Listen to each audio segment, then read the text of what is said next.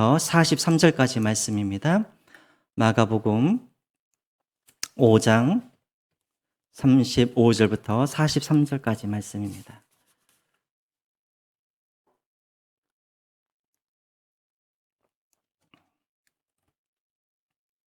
우리 한 절씩 교독하겠습니다. 아직 예수께서 말씀하실 때 회당장의 집에서 사람들이 와서 회당장에게 이르되 당신의 딸이 죽었나이다. 어찌하여 선생을 더 괴롭게 하나이까?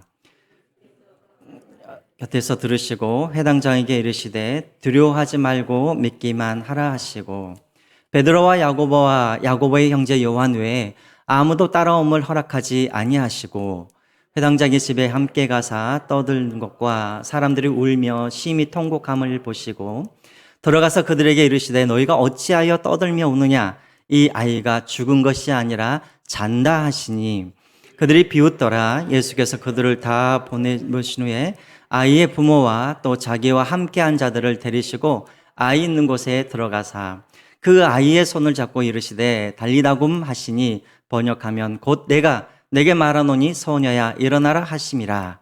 소녀가 일어나서 걸으니 나이가 12살이라. 사람들이 곧 크게 놀라거늘 예수께서 이 일을 아무도 알지 못하게 하라고 그들을 많이 경계하시고 이에 소녀에게 먹을 것을 주라 하시니라. 아멘.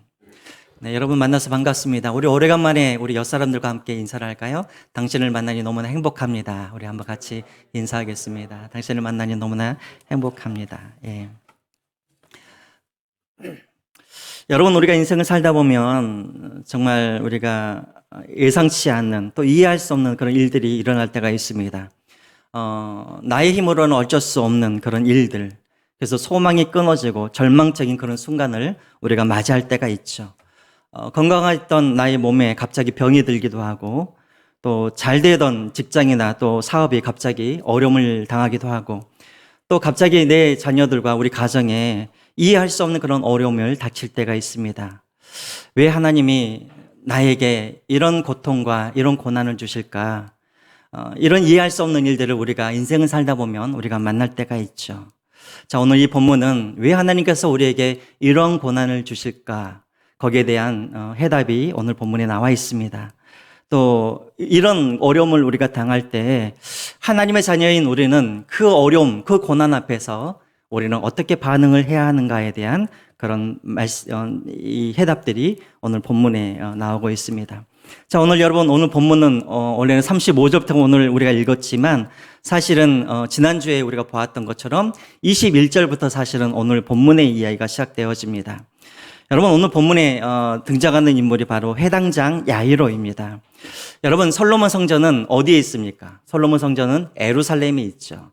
그러니까 이스라엘 백성들이 다 주일마다 안식일마다 예루살렘에 갈 수가 없기 때문에 각 지역마다 무엇이 있었냐면 회당이라는 것이 있었습니다. 그래서 성전에 가는 대신에 이 회당이라는 곳에 가가지고 거기서 하나님의 말씀을 듣고 거기서 하나님께 예배를 드렸습니다. 자, 그때 이 회당을 관리하고 그리고 예배를 주관하는 사람이 누구였냐면 바로 이 회당장이었습니다.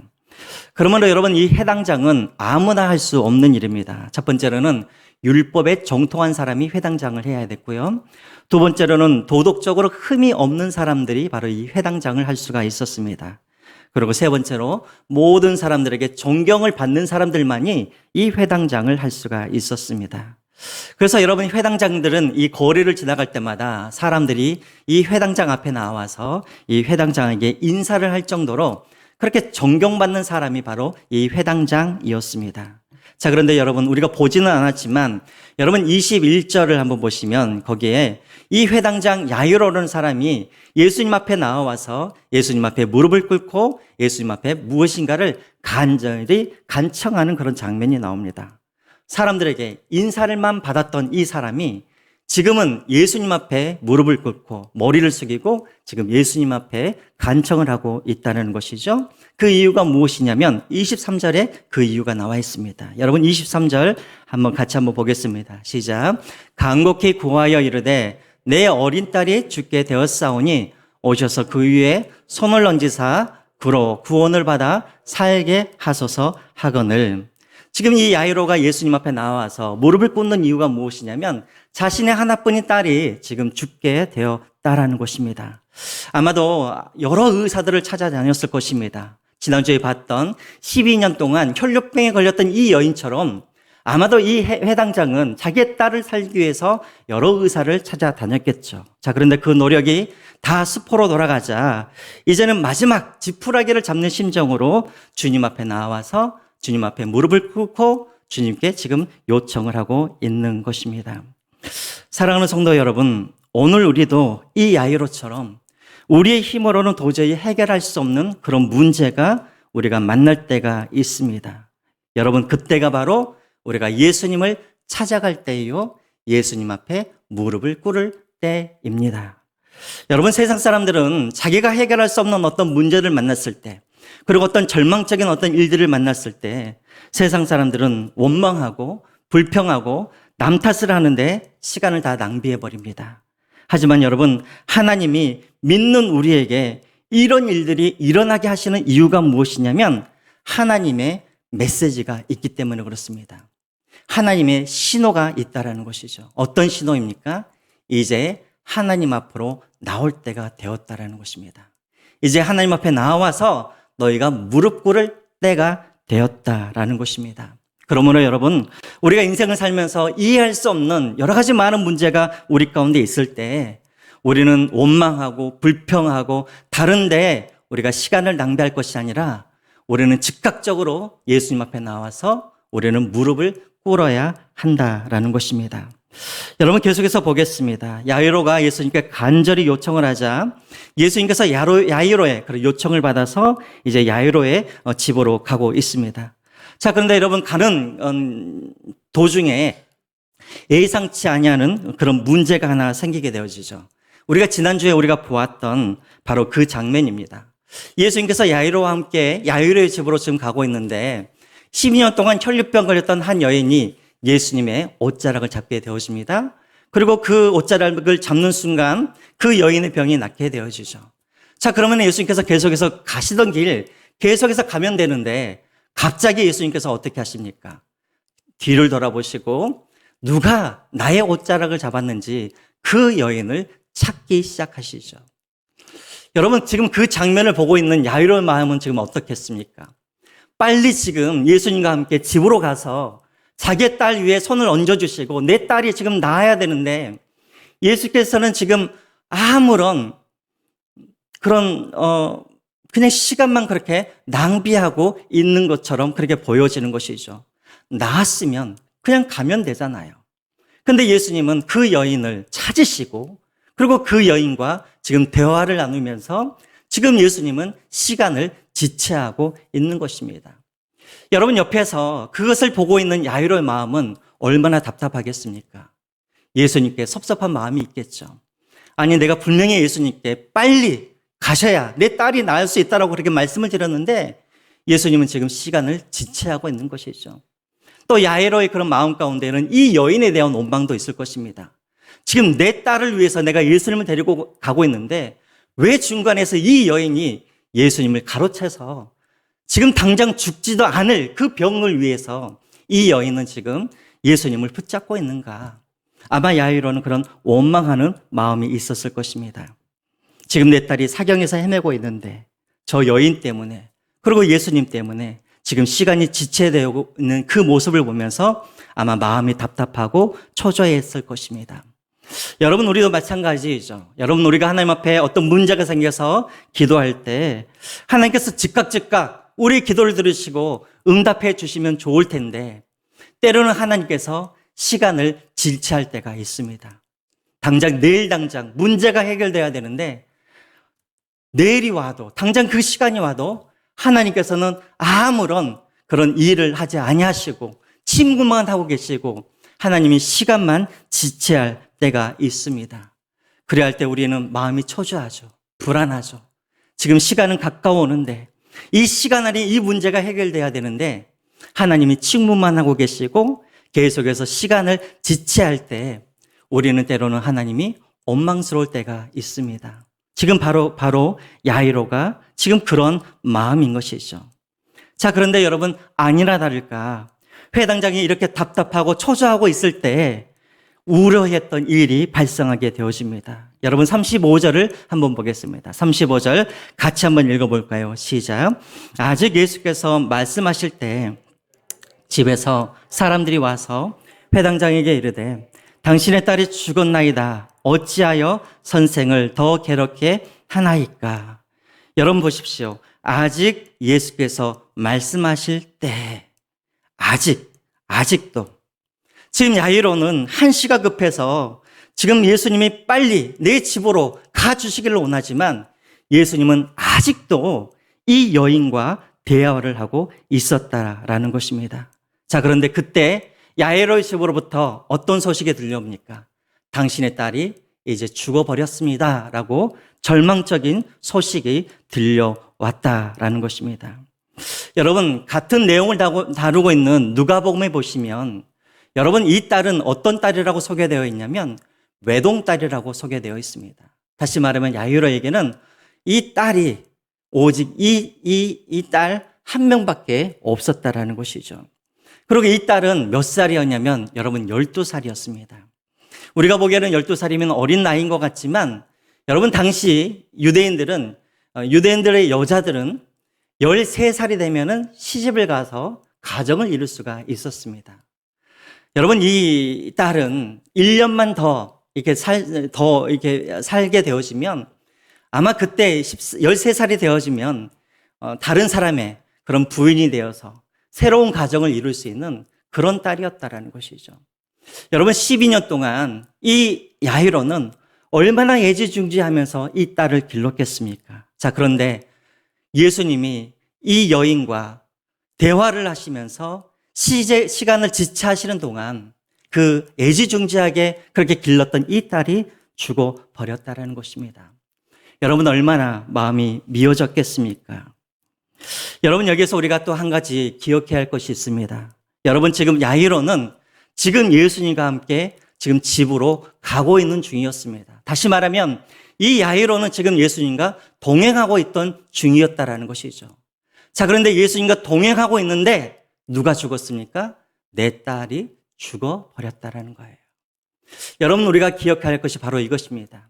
우리가 비록 주님과 동행하고 있을지라도 우리가 비록 주님과 우리가 함께하고 있을지라도 우리 인생 가운데 이런 불행한 일, 이런 절망적인 일들이 일어날 수도 있다라는 것입니다.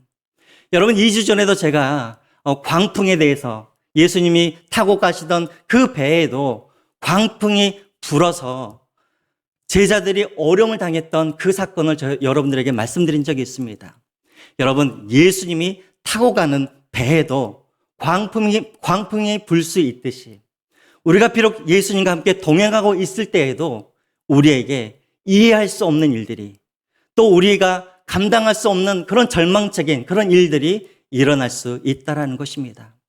그러므로 여러분께서 나는 정말 예수님과 열심히 믿음 생활도 잘하고 있고 예배도 잘 드리고 있고 내가 주님께 잘못한 일이 없음에도 불구하고 왜 내게 이런 불행한 일이 있는가? 여러분 이상하게 생각하지 마시라는 것입니다. 우리는 믿음을 가지고 있어도 예수님과 동행하고 있어도 우리에게는 그런 절망적인 일들이 일어나게 된다라는 것입니다. 그런데 여러분 우리에게 중요한 일이 있습니다. 우리가 예수님과 동행해도 우리에게는 반드시 이런 불행한 일이 있지만 그때 우리가 기억해야 할 것은 무엇이냐면 그 문제가 중요한 것이 아니라 그 문제가 일어날 때 우리가 어떤 자세로 어떤 태도로 그 문제에 대해서 반응하는가 이것이 중요하다라는 것입니다. 여러분 기억하십시오. 우리에게 중요한 것은 어떤 문제가 내게 터졌는가가 문제가 아니라 그 문제가 내게 터졌을 때 내가 어떠한 태도로 내가 그 문제에 대해서 반응하느냐 이것이 중요하다는 것입니다. 여러분 이제 35절을 한번 보십시오. 35절을 보시면 우리가 어떤 문제를 우리가 당했을 때 반드시 우리에게 들려오는 소리가 있습니다. 어떤 소리가 있냐면 바로 이런 소식입니다. 35절을 다시 한번 볼까요? 35절 후반절입니다. 같이 한번 읽어보겠습니다. 시작. 당신의 딸이 죽었나이다. 어찌하여 선생을 더 괴롭게 하나이까? 여러분 무슨 말입니까?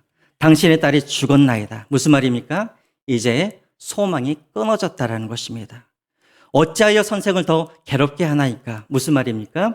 예수님도 더 이상 할 수 있는 일이 없다라는 것입니다. 자, 이 말은 무슨 말이냐면 이제 모든 것이 다 끝났으니 당신은 포기하십시오 라는 이런 말이죠. 여러분 마찬가지입니다. 우리가 어떤 인생을 살아갈 때 우리에게 어떤 문제가 생겼을 때 반드시 우리 마음 어디에서는 이런 소리가 들려진다라는 것이죠. 모든 것이 다 끝났다. 이제 포기해라. 예수님도 어쩔 수 없다라는 그런 소리가 우리에게 들려온다라는 것입니다. 그러나 여러분 이런 소리만 들려오는 것이 아닙니다. 여러분 36절을 또 한번 보시기 바랍니다. 36절 같이 한번 또 읽어보겠습니다. 시작. 아직 예수께서 그 하는 말을 곁에서 들으시고 회당장에게 이르시되 두려워하지 말고 믿기만 하라 하시고. 예수님께서 말씀하시죠. 뭐라고 말씀하십니까? 두려워 말고 뭐 하라? 믿기만 하라. 여러분 무슨 말입니까? 야이로야 포기하지 말라라는 말입니다. 처음 가졌던 그 믿음을 포기하지 말고 끝까지 나를 바라보라라는 그런 말씀이죠. 여러분 저를 한번 보십시오. 우리가 인생을 살아가다 보면 내가 비록 예수님과 동행하고 있고 내가 비록 예수님을 잘 믿고 있음에도 불구하고 우리에게는 이렇게 이해할 수 없는 일, 나 스스로는 감당할 수 없는 그런 일들이 나에게 일어날 수가 있습니다. 그때 우리에게 중요한 것이 있는데 그것은 무엇이냐면 우리가 어떤 소리에 우리가 우리의 길을 열어두어야 하냐는 것이죠. 이런 문제가 이런 문제가 생기면 반드시 두 가지의 목소리가 항상 우리에게 들려옵니다. 한 가지는 하나님도 어쩔 수 없다, 포기하라라는 이 목소리가 들려올 때가 있고요. 또 반대편에서는 아니야, 포기하지 마, 끝까지 예수님을 바라봐. 이 목소리가 들려온다라는 것입니다. 여러분 그럴 때 우리는 무엇을 선택해야겠습니까? 우리는 반드시 무엇을 선택해야 될까요? 두려워하지 말아라, 믿어라라는 이 예수님의 말씀을 우리가 선택해야 한다라는 것입니다. 여기에 계신 여러분들도 마찬가지입니다. 지금 제가 여러분들이 어떠한 그런 문제를 만나고 또 어떤 어려움 때문에 여러분들이 지금 고난 가운데 있는지는 알지 못하지만 지금 예수님께서 여러분들에게 야이로에게 말씀하셨던 것처럼 여러분 두려워하지 마십시오. 믿기만 하십시오. 여러분 이 말씀을 오늘 여러분들에게 주시는 말씀으로 받으시기를 주님의 이름으로 축원드립니다. 자, 그런데 여러분 여기에서 한 가지 우리가 이상한 것이 있어요. 자, 그러면 예수님께서 믿으라고 말씀하시면 왜 믿어야 되는지를 예수님께서 말씀해 주셔야 되잖아요. 그렇죠? 네가 나를 믿으면 내가 너희 집에 가서 죽어있던 네 딸을 내가 살려주겠다라고 말씀해 주시면 믿기 쉬울 텐데 예수님은 그거에 대해서 설명을 하지 아니하시고 예수님은 단지 무엇이라고 말씀하시면 두려워하지 말아라, 믿기만 하라라고 그렇게 말씀하신다라는 것이죠. 여러분 왜 그럴까요? 왜 예수님은 설명해 주시지 아니하시고 그냥 믿기만 하라고 말씀하십니까? 이것이 바로 예수님이 우리를 인도하시는 방식입니다. 그리고 여러분 이것이 바로 우리가 예수님을 따라가는 그런 방식인 거예요. 제가 여러분들에게 누누하게 제가 여러분들에게 말씀을 드리지만 세상 사람들은 이해되어야 믿습니다. 이게 바로 세상 사람들이 그런 방식이라는 것이죠. 그러나 여러분 우리 그리스도인들은 이해되어지면 믿는 사람들이 아니라 우리는 먼저 믿어야 됩니다. 그래야 이해되어질 수가 있다는 것이죠. 목사님 왜 그렇습니까? 그냥 이해하고 믿으면 더 쉽지 않습니까? 그런데 왜 하나님은 믿어야지 우리를 이해시켜 주시고 믿어야지 우리에게 보여주십니까? 그 이유가 있죠. 여러분 이사야서 55장 8절부터 9절까지 보시면 하나님께서 이렇게 말씀을 하세요. 나의 생각은 너희의 생각과 다르고 나의 길은 너희의 길과 다르다. 나의 생각은 너희의 생각보다 높고 나의 길은 너희의 길보다 높다라고 말씀하십니다. 자, 이 말씀은 무엇이냐면 우리는 인간이기 때문에 우리는 피조물이기 때문에 천지를 창조하신 그 하나님 그리고 전능하신 그 하나님의 일을 우리는 절대 이해할 수 없다라는 거예요. 그렇기 때문에 하나님께서 먼저 우리에게 무엇을 말씀하시냐면 먼저 믿으라는 거예요. 믿으면 그 이후에 하나님은 우리에게 보여주시고 하나님은 우리에게 이해시켜 주실 거라는 것이죠. 그래서 여러분 한번 구약을 한번 보십시오. 하나님께서 아브라함을 부르실 때 하나님께서 아브라함에게 네 고향 갈대아 우르를 떠나라고 하실 때 하나님은 아브라함을 이해시키지 않으셨어요. 그냥 떠나라고 하셨어요. 자, 그때 아브라함은 이해되지는 않았지만 그는 믿음을 가지고 그 땅을 떠나게 됩니다. 그리고 그가 인생을 시간이 지나면 지날수록 그가 하나하나 이해되어지게 되는 것이죠. 아, 하나님이 이것 때문에 나로 하여금 떠나게 하셨구나. 아, 하나님이 이것 때문에 나를 이곳으로 인도하셨구나. 그 이후에 아브라함이 깨닫게 된다는 것입니다. 여러분, 이스라엘 백성들도 마찬가지입니다. 하나님께서 이스라엘 백성들을 광야로 떠나라고 하실 때 하나님이 내가 너희들을 광야에서 이렇게 먹을 것이고 내가 광야에서 너희들을 하여금 이렇게 마시게 할 것이고 내가 광야에서 내가 이렇게 너희들을 도와주겠다라고 설명하신 것이 아니라 하나님은 이스라엘 백성들에게 그냥 떠나라라고 그렇게 말씀하십니다. 그리고 이스라엘 백성들은 믿음을 가지고 광야로 떠나가게 되었죠. 자, 광야에 나아가고 보니까 그때서야 이들이 이해되어지는 것이죠. 아, 반석에서 물이 나오게 하심으로 우리를 먹이시는구나. 아, 하늘에서 만나를 우리에게 보내주심으로 우리를 배부르게 하시는구나. 믿고 나니까 보이고 믿고 나니까 그것이 이해가 되더라는 것입니다. 이것이 여러분 하나님께서 우리를 인도하시는 방법입니다. 아마 여러분 중에는 지금도 이해할 수 없는 그런 일 때문에 고민하고 낙심하고 절망하는 분들이 있을 것입니다. 왜 하나님께서 이 일을 나에게 허락하셨는지, 나는 예수님을 잘 믿고 있는데 왜 이런 일들이 내 가정에, 내 자녀에게 이런 일들이 일어나는지 여러분 이해하려고 노력하지 마십시오. 지금은 믿음으로 예수님을 따라가십시오. 그러면 하나님이 머지않아 하나님이 왜 우리에게 이것을 주셨는지, 왜 하나님께서 이런 고난을 내게 허락하셨는지 하나님이 보여주시고 하나님이 이해시켜 주실 거라는 것이죠. 자, 그렇다면 우리가 이제 한 가지 우리가 궁금한 게 있죠. 그렇다면 왜 하나님이 이 야이로의 집에 즉각하지 아니하고 중간에 시간을 지체하셨는가? 여러분, 그 해답은 마가복음 오늘 본문에 나와 있지는 않습니다. 우리가 어디에서 그 해답을 찾을 수가 있냐면 오히려 요한복음 11장에 가보면 우리가 왜 예수님께서 지체하셨는지를 우리가 거기에서 해답을 찾을 수가 있죠. 여러분, 요한복음 11장에 보면 어떤 사건이 나오냐면 예수님이 사랑하시는 나사로가 죽는 사건이 일어나게 됩니다. 마리아와 마르다가 예수님께 사람을 보내어서 지금 우리 오라버니 이 나사로가 죽게 되었으니 예수님 빨리 우리 있는 곳으로 와 주십시오라고 그렇게 전가를 보내죠. 자, 그런데 예수님께서 그곳으로 가십니까? 아니죠. 며칠을 예수님께서 더 거기에 머무르십니까? 며칠이요? 사흘인가 나흘인가? 예, 이틀입니다. 이틀. 자, 이틀 동안 예수님께서 머무르시고 이제 그곳에서 출발을 하시죠. 자, 그런데 예수님께서 이틀 동안 시간을 지체하시고 출발하실 때 예수님께서 뭐라고 하시냐면 두 가지를 이야기를 하세요. 먼저 여러분 요한복음 11장 4절에 예수님이 이렇게 말씀을 하십니다. 요한복음 11장 4절 한번 같이 읽어보겠습니다. 시작.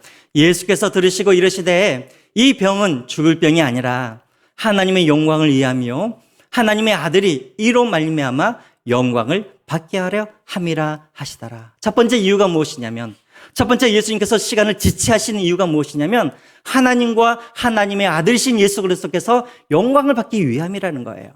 여기서 말하는 영광을 받기 위함이라는 말은 무슨 말이냐면 이 사건을 통하여서 하나님이 누구신지 그리고 예수 그리스도가 누구이신지를 그들이 알게 하겠다라는 것입니다. 이것이 바로 여러분 영광 받는다라는 뜻이에요. 다시 한번요. 이 사건을 통하여서 하나님이 무엇을 원하신다고요? 하나님이 누구이시고 예수 그리스도가 누구이신가를 사람들로 하여금 알게 하시기 위해서 하나님이 지체하셨다라는 것입니다. 자, 두 번째로 왜 예수님께서 시간을 지체하셨는가? 요한복음 11장 15절에 또 그게 나와 있습니다. 우리 같이 한번 더 읽어보겠습니다. 요한복음 11장 15절 시작. 내가 거기 있지 아니한 것은 너희를 위하여 기뻐하느니 이는 너희로 믿게 하려 함이라. 그러나 그에게로 가자 하시니. 자, 왜 예수님께서 지체하셨다고요? 그들로 하여금 믿게 하시기 위해서. 대체 무엇을 믿게 하시기 위함이었을까? 이제 그 뒤에 이제 그런 내용들이 나오고 있습니다. 여러분 마찬가지입니다. 지금 예수님께서 야이로의 집에 즉각 가시지 아니하시고 중간에 혈루병 걸린 이 여인과 대화를 하시면서 시간을 지체하시는 이유가 무엇이냐면 두 가지 이유 때문에 그렇습니다. 첫 번째로는 사람들에게 예수님이 누구이신가를 보여주기 위해서, 두 번째로는 그들에게 무엇인가를 믿게 하시기 위해서 예수님이 시간을 지체하셨다는 것입니다. 여러분, 우리도 마찬가지입니다. 우리가 지금 어떤 문제로 인해서 여러분 가운데 지금 그 문제 때문에 기도하고 있음에도 불구하고 하나님께서 자꾸만 응답해 주시지 아니하시고 하나님께서 계속해서 지체하시는 것처럼 보여지는 그런 문제 때문에 지금 고민하고 있는 분들이 있으시다면 여러분 기억하십시오. 하나님께서 지금 지체하시는 이유가 무엇이냐면 하나님이 살아계시지 아니하기 때문에 그런 것이 아니라 하나님이 능력이 없어서 그런 것이 아니라 그 일을 통하여서 내가 누구인지를 여러분들에게 보여주시기 위해서, 두 번째로 여러분들에게 믿음을 주시기 위해서 하나님은 지금 지체하고 계신다는 것을 여러분들이 믿으시기 바랍니다. 중요한 것은 의심하지 마시고 이해하려 하지 마시고 믿고 나아가시면 됩니다. 자, 그러면 무엇을 믿게 하시고 어떤 예수님을 소개하기 위해서 예수님께서 지체하셨는가? 여러분 계속해서 보겠습니다. 여러분, 이제 야이로가 두 번째 것을 선택합니다. 그래, 두려워하지 말고 믿기만 하자 하시면서 예수님을 모시고 자기 집으로 이제 모시고 집으로 가죠. 자, 집에 도착하자마자 그 광경을 보니까는 사람들이 애곡하고 있습니다. 눈물을 흘리고 있습니다. 이미 지금 장례식이 지금 진행되고 있는 것이죠. 자, 그때 예수님께서 그들에게 뭐라고 말씀하십니까? 39절에 보시면 이 아이가 죽었다라고 말씀하시지 않고 이 아이가 뭐 한다라고 말씀하십니까? 자고 있다라고 그렇게 알 수 없는 말씀을 하고 계세요. 아이가 죽은 것이 아니라 아이가 잔다라고 말씀하십니다. 여러분, 잔다라는 말은 무슨 말입니까? 어떤 것이 전제되어 있습니까? 잔다라는 말은 다시 깨어난다라는 그런 전제가 담겨져 있죠.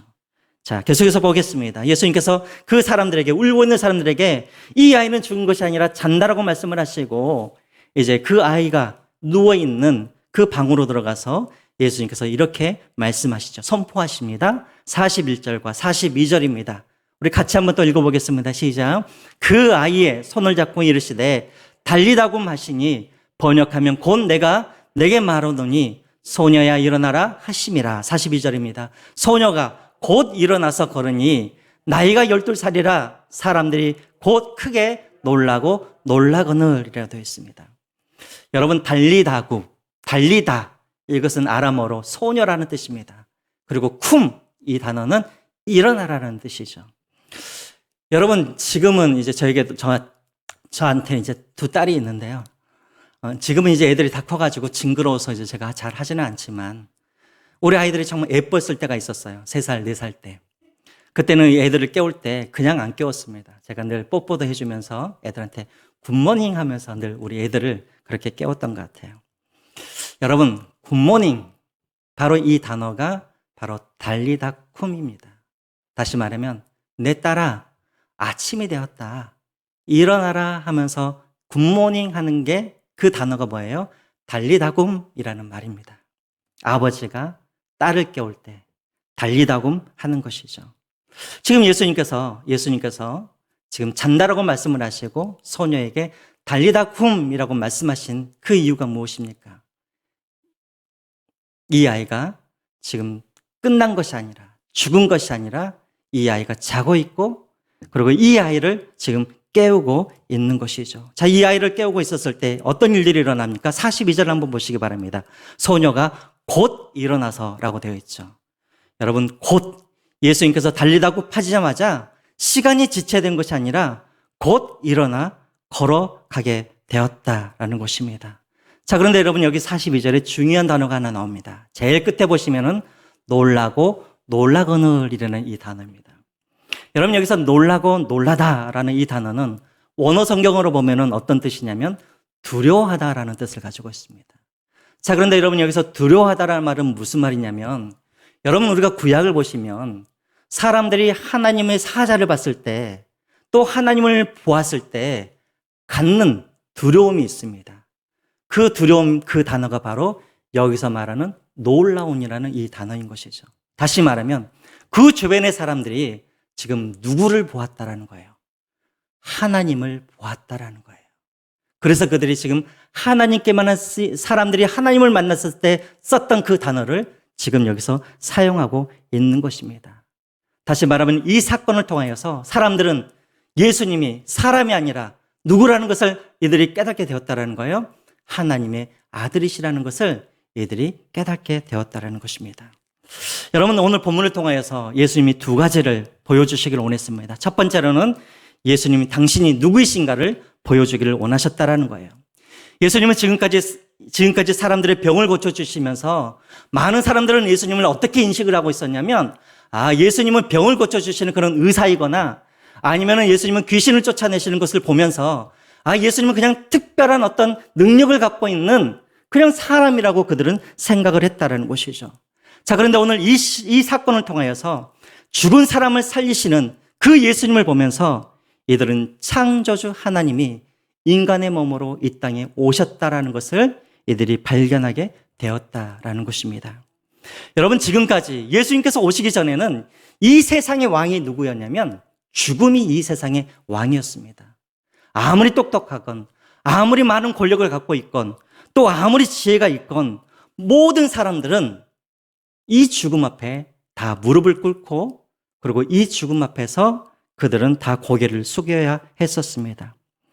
예수님께서 오기 전에는 이 죽음에 대한 해답이 없었어요. 자, 그런데 오늘 예수님께서 이 야일의 딸을 예수님께서 살리심으로 말미암아 예수님께서 보여주고자 하셨던 것은 무엇이었냐면 예수님이 이 죽음의 해답이라는 것을 예수님께서 보여주시는 것이죠. 단순히 병을 고쳐주시는 그런 능력이 있는 사람이 아니라 죽은 사람들에게 생명을 부어주시는 창조주 하나님이심을 예수님께서 보여주고 있습니다. 그래서 예수님께서 자기를 이렇게 소개하고 계시죠. 요한복음 11장 25절과 26절을 보십시오. 우리 다 같이 한번 읽어보겠습니다. 시작. 예수께서 이르시되 나는 부활이요 생명이니 나를 믿는 자는 죽어도 살겠고 무릇 살아서 나를 믿는 자는 영원히 죽지 아니하리니 이것을 네가 믿느냐. 예수님께서 이 시간 이 사건을 통하여서 예수님께서 사람들에게 보여주고자 했던 것은 무엇이냐면 예수님 당신이 부활이시며 예수님 당신이 생명이라는 것을 사람들에게 보여주기를 원했다는 것입니다. 자, 두 번째로 이 사건을 통하여서 그러면 사람들에게 무엇을 믿기를 또 원하셨는가? 바로 장차 새 하늘과 새 땅에서 어떠한 일들이 일어날 것인가에 대해서 예수님이 이 사건을 통하여서 예수님께서 보여주셨다라는 것입니다. 여러분들에게는 죄송한 말이지만 오늘 여기에 계신 여러분 중에는 이제 한 40년이 흐르면 아마 여러분 중에는 여기에 계시지 않을 분들이 대부분이실 것 같아요. 그렇죠? 저도 마찬가지입니다. 아마 40년 후에는 저도 여기에 있지 아니하고 아마 무덤에 제가 있지 않을까라는 생각이 들어집니다. 여러분, 사람들은 죽음을 맞이하게 되면 모든 것이 다 끝났다라고 사람들은 생각을 하죠. 그러나 여러분, 우리에게는 소망이 있습니다. 여러분, 어떤 소망이 있습니까? 오늘 달리다굼 소녀야 일어나라 하시면서 소녀를 죽음에서 일어나게 하셨던 그 예수님이 마지막 때에 무덤에 있는 우리에게 오셔서 예수님께서 자고 있는 우리를 깨워주실 것이라는 그런 소망이 우리에게는 있는 것입니다. 여러분, 그러나 지금 이 말에 여러분 오해해서는 안 됩니다. 그러면 우리가 죽고 난 다음에 우리는 무덤에 있는가? 그건 아니에요. 우리는 죽자마자 우리는 낙원에 가 있게 되어 있습니다. 그러나 마지막 때 예수님께서 천사장인 나팔을 부시고 그리고 그 나팔이 울려 퍼지는 그날, 우리 주님이 구름을 타고 이 땅에 내려오시는 그날, 예수님은 자고 있는 우리 육신을 예수님께서 다시 깨우시고 그리고 우리가 전에 가지고 있는 그런 육신이 아니라 더 아름답고 더 빛나는 그런 육신을 우리에게 주셔서 우리를 잠에서 다시 깨우시고 그리고 우리를 온전한 그런 인간으로 하나님께서 다시 한번 새 창조하셔서 우리를 영원한 그런 세상으로, 영생으로 하나님은 우리를 인도하실 거라는 것입니다. 여러분, 세상 사람들과 우리가 다른 점이 있습니다. 여러분, 세상 사람들은 살아가는 이유만 가지고 사는 사람들이죠. 세상 사람들은 왜 살아야 되는지 그 이유만 가지고 살아갑니다. 하지만 여러분, 우리 그리스도인들은 왜 살아야 되는지 그 이유도 가지고 있지만 우리는 왜 죽어야 하는지 그 이유도 가지고 사는 사람들이 바로 우리 그리스도인이라는 것이죠. 우리는 죽었다고 해서 다 끝나는 것이 아닙니다. 우리는 하늘나라에 우리가 올라가서 우리가 그렇게 사랑하시는 그 예수님과 하나님과 우리가 함께 더불어 그 땅에서 살면서 우리는 하나님께서 주시는 그런 영생과 참된 평안과 안식을 누리면서 우리는 영원한 하나님과 함께 살아가게 될 것입니다. 바로 오늘 이 본문이 바로 새 하늘과 새 땅에서 어떠한 일들이 일어나게 될지를 예수님께서 미리 보여주고 있는 것이죠. 그리고 우리에게 지금 이것을 믿으라라고 말씀하고 계십니다. 죽음이 끝이 아니라 지금 죽음 이후에도 우리에게는 새로운 세상이 있다라는 것을 예수님께서 알게 하시고 그것을 믿도록 하시기 위해서 오늘 이 일을 주셨다라는 것이죠. 마지막으로 여러분 데살로니가전서 4장 16절부터 17절까지 한번 보시기 바랍니다. 데살로니가전서 4장 16절 17절입니다. 같이 한번 읽어보겠습니다. 시작. 주께서 호령과 천사장의 소리와 하나님의 나팔 소리로 친히 하늘로부터 강림하시리니 그리스도 안에서 죽은 자들이 먼저 일어나고 그 후에 우리 살아남은 자들도 그들과 함께 구름 속으로 끌려올려 곤중에서 주를 영접하게 하시리니 그리하여 우리가 항상 주와 함께 있으리라. 아멘. 사랑하는 여러분, 비록 우리가 이 땅에서 나그네로 살지만 여러분, 우리는 어떤 사람입니까? 우리는 달리다굽, 우리가 비록 죽을지라도 우리는 주님께서 우리를 깊은 잠에서 깨워주시고 우리는 모두 다 부활하여서 하나님과 영원한 그런 새 하늘과 새 땅에서 하나님과 영원히 함께 살 사람들입니다. 그러므로 여러분, 우리 모두는 그날을 소망하면서 하늘의 본향을 늘